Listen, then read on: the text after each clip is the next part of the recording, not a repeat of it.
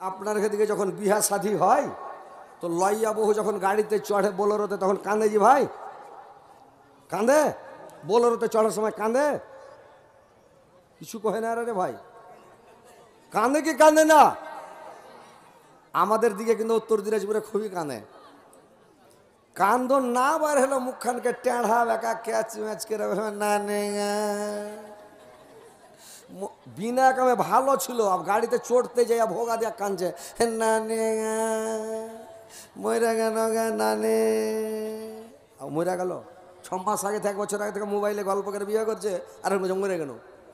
দৌড়িয়া যা ভানির গলা ধরছে ভানি গা ময়রা গেল, ইয়ার গলা ধরছে মরে গেল, ওর গলা ধরছে মরে গেল। লাস্টের বেলা ওর মার গলা ধরে কইছে মা আগে, তো কইছে কিরে বেটা, কইছে 9 থেকে 10 দিন পা, এটাও পুরুষ আবার থাকে কি না গে মা। তার মানে কত ভালো বেটি ছেলে, 9 বার বিয়ে হয়ে গেছে, এটা 10 নম্বরে হয়েছে। তো কইছে মা গে 9 থেকে 10 দিন পা, এটা পুরুষ আবার থাকে কি না গে মা। তখন ওর লাইয়া স্বামী পাঞ্জরে খাড়িয়েছিল, মানে ও বসলি ওর পাঞ্জরে বসবে বোলেরোতে। তো আর স্বামীটা কইছে চিন্তা করতে হবে না। কইছে কেনে? কইছে আমারও 21 থেকে 22 আর তুই থাকিস নিয়ে যাইস। তার মানে 21 টাকার বিয়ে হয়ে গেছে, তুই 22 নম্বরে, 21 থেকে 22 আর তুই থাকিস নিয়ে যাইস।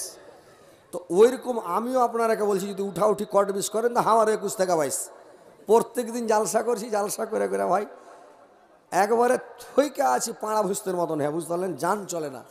কিন্তু কি করব, আল্লাহর রহমতে আসতে হচ্ছে, আল্লাহর শক্তি দিয়ে বলতে দিয়েছে, যতটুকু বলতে দিয়েছে ততটুকুই বলছি, ইনশাল্লাহ বলবো। তো আপনারা ভাই কট বিষ করে পালাপালি করে না, বসে শুনেন, ইনশাল্লাহ শোনাচ্ছি।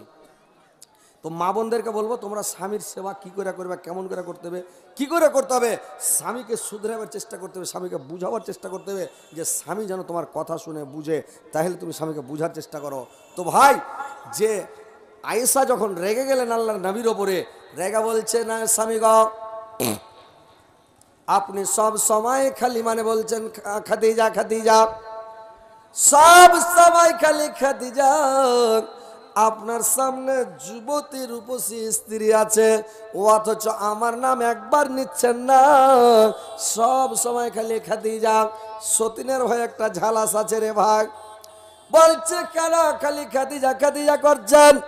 আল্লাহর রাসূল বললেন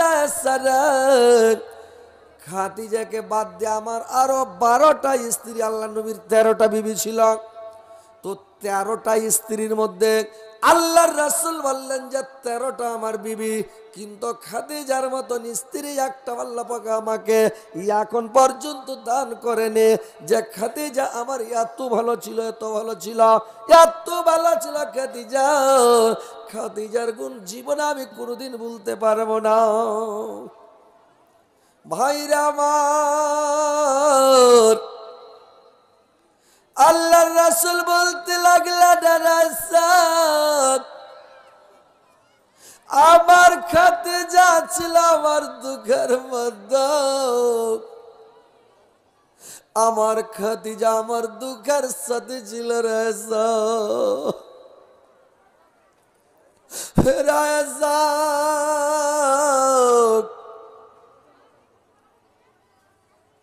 খাদিজা আমার ঢালের মতন ছিল রে, আমার খাদিজা আমাকে কত ভালোবাসতো, কত আদর করতো রে। আমি রাত্রি বেলা যখন দিনের দাওয়াত দিতে যেতাম রে, রাত 12টাতে যখন ফিরতাম, রাত 2টা 1টা 1:30টায় ফিরতাম, আমি গেটের কাছে সে একবার খালি বাড়ি মারতাম খাদিজা,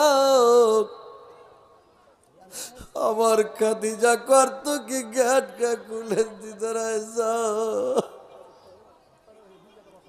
একদিন নয়, 2 দিন নয়, 6 মাস নয়, বছর নয় রে, যতদিন খাদিজা বেঁচে ছিলাম, আমি যখন দিনের দাওয়াত দিয়ে আসতাম, আমার খাদিজা কেমন কারাকে খুলে দিত রে। দেখতে দেখতে জিজ্ঞাসা করলাম রে খাদিজা তুমি কি রাত্রে ঘুম যাও না রে খাদিজা? তুমি কি বিছানাতে আধা ঘন্টা রেখে যাও? আমার খাদিজা আমাকে বলল, স্বামী গো, যখন আপনি দিনের দাওয়াত দিতে চলে যান স্বামী, আপনি তাবলীগ করতে যখন চলে যান রাত্রে স্বামী গো, আমি কেমন খানাকে বন্ধ করে দিগ স্বামী, আর কেমন খানাকে বন্ধ করে পিঠ লাগিয়ে সারা দাঁড়িয়ে থাকি স্বামী গো। যখন চোখ চাবি না ঘুম চলে আসে স্বামী গো, আমি তখন করি কি একটা পাকে ছেড়ে দিই, এক পায়ের ভরে দাঁড়িয়ে থাকি। পা যখন আমার ব্যথা করতে লাগে আর ঘুম আসে না, যখন এই পা খুবই ব্যথা করতে লাগলো, আবার এই পায়ের ভারে দাঁড়িয়ে গেলাম, এটা পাকে উঠিয়ে নিলাম, সারা রাত এক ঠাঙ্গা হয়ে দাঁড়িয়ে থাকি স্বামী গো। সারা রাত্রি আমি এক পায়ের ভারে দাঁড়িয়ে থাকি স্বামী। যখন আপনি আসেন, আপনার পায়ের আওয়াজ যখন শুনতে পাই, আমি বুঝতে পারি আমার হুজুর চলে আসলো। যখন আপনি একবার কালে কেওয়ার খাড়াতে কপাটা ঠোকা মারেন খাদিজা, আমি খুলে দিই, চট করে আমাকে ভিতরে টেনে নিত রে আয়েশা, চট করে খাদিজা দরজা বন্ধ করে দিত। আমি করতাম কি, এভাবে জিজ্ঞাসা করলাম।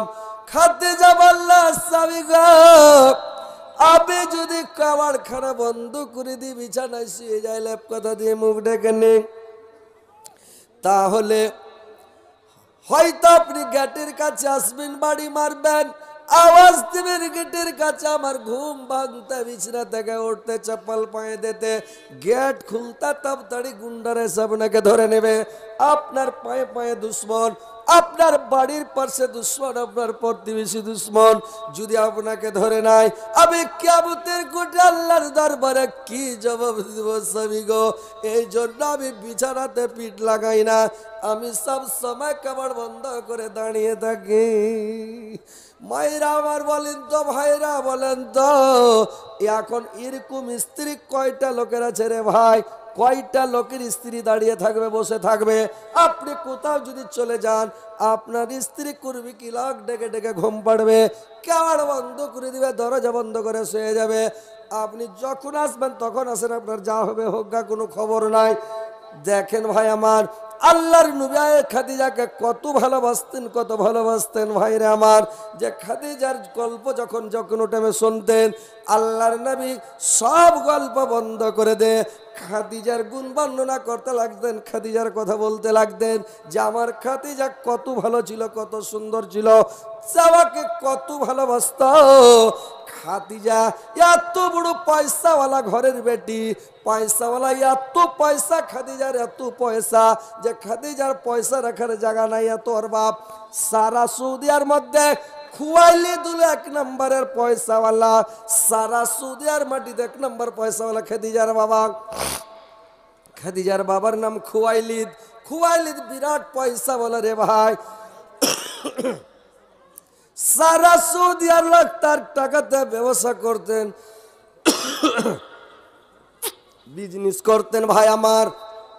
দেখেন খাদিজা কত ভালো, কত ভালো খাদিজা, যে খাদিজা আল্লাহর নবীর মানে কি করলেন দেখেন, যেদিন আল্লাহর নবী খাদিজাকে বিয়ে করলেন, বিয়ে করার পরে যখন খাদিজাকে বেসর ঘর দেওয়া হলো, আল্লাহর নবীর সোহাগরাত, আল্লাহর নবীকে খাদিজা একটা লোক পাঠিয়ে ডাকলো, যে আল্লাহর নবীকে ডাকো, আমার স্বামীকে ডাকো, আজ থেকে ওকে বারান্দাতে ঘুমাইতে হবে না, সাইড রুমে থাকতে হবে না, বৈঠকে থাকতে হবে না, ওকে ডাকো আমার ঘরে। খাদিজার ঘরে ডেকে না, আজ থেকে আমার স্বামী, ওর সাথে আমার বিয়ে হয়েছে, আমার ঘরে ডেকে নাও। আল্লাহর নবীকে ডাকলেন, আল্লাহর নবী খাদিজার ঘরে গিয়ে বসে আছেন রে ভাই।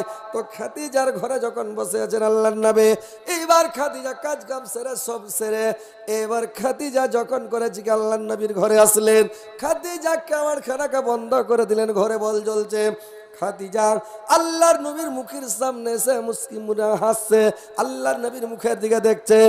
আল্লাহর নবীর জীবনের প্রথম রাত্রি, সোহাগ রাত্রি, যাকে ফুলসজ্জা রাত্রি বলে রে ভাই, ওই রাত্রি আল্লাহর নবীর দিকে যখন দেখছে, আল্লাহর নবী খাদিজার দিকে তাকাই না, আল্লাহর নবীর চোখে পানি খালি ডব ডব ডব ডব করছে, অন্তর ভরা দুঃখ, চক্ষু ভরা জল।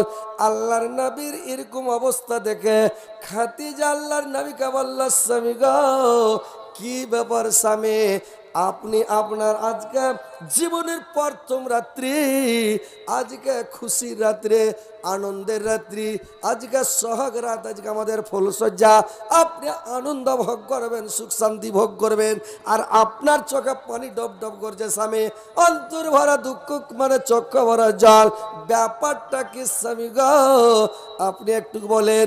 আমি বুঝতে পেরেছি, আমি বুঝতে পেরেছি স্বামী গো, আমি কি বুঝতে পারলাম, যে আমার বয়স হলো 40 বছর, আপনার বয়স 25 বছর, আপনি আমাকে বিয়ে করতে রাজি ছিলেন না, আপনি আমাকে মেনে নিতে পারেন না বলে আজকে আপনি কাঁদছেন স্বামী গো।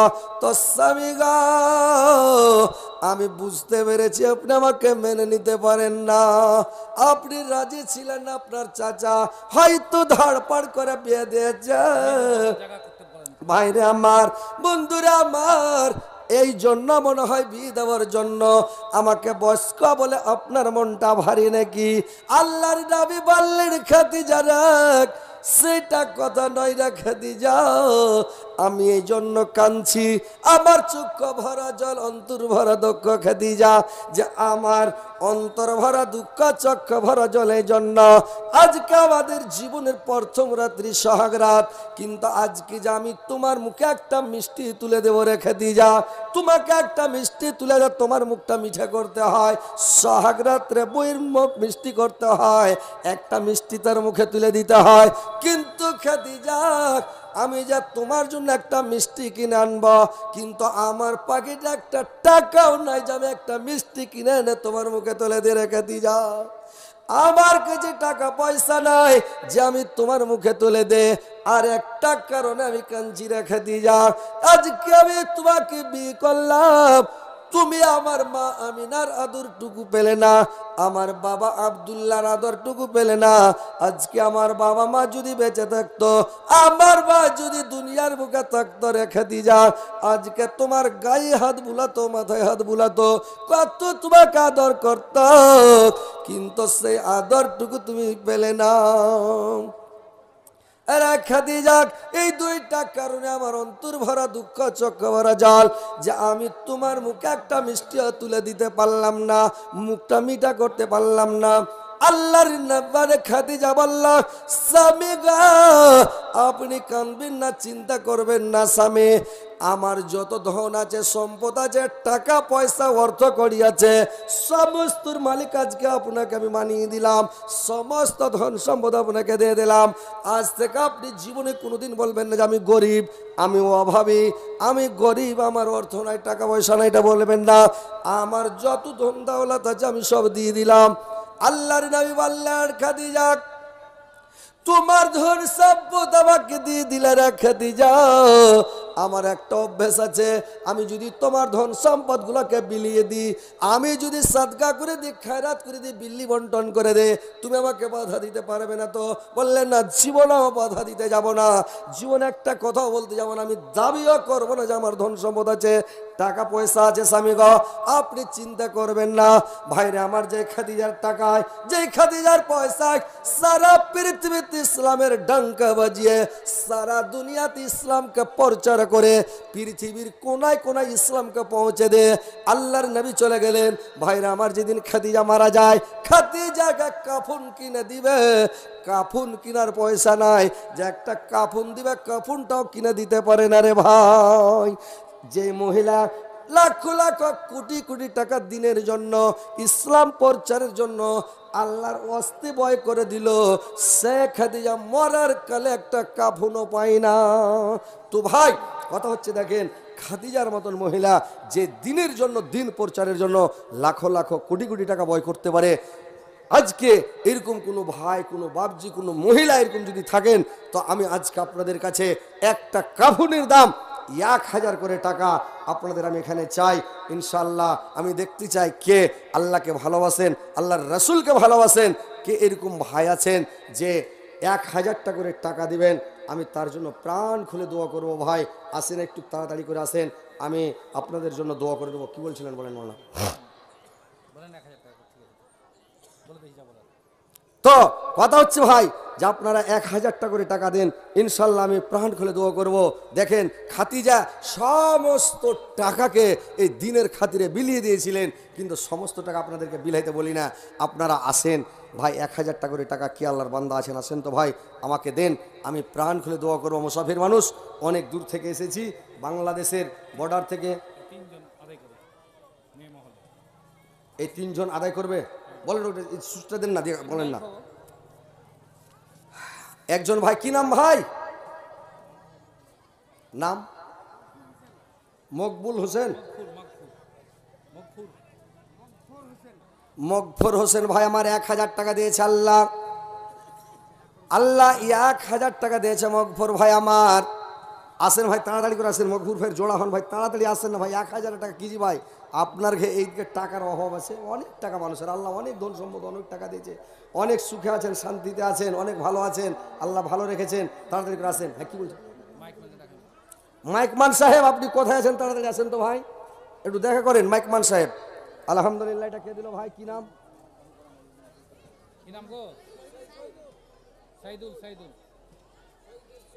শহীদুল। শহীদুল ভাই আমার 1000 টাকা, মকবুল ভাই আমার 1000 টাকা। আল্লাহ দুইজনে 2000 টাকা দিয়েছে। আল্লাহ 2 লাখ 2 কোটি বেলা গ্রহণ করো। আল্লাহ ভাইদের জীবনের গুনাহ কথা মাফ করো, জীবনের ভুল ত্রুটি মার্জনা করো, হায়াতকে দারাজ করে বৃদ্ধি করো, মরার পরে সুখময় স্থান দাও, কিয়ামতের পরে জান্নাতবাসী করি মাওলা, আমিন আমিন আমিন। ভাই আসেন তাড়াতাড়ি, 1000 টাকা করে টাকা কিজি ভাই, আসেন। হ্যাঁ ইনশাল্লাহ দিতে পারবেন। এখানে আপনাদের দেখেন, এই টাকাটা আপনার অ্যাকাউন্টে জমা হবে, পরকালের অ্যাকাউন্টে।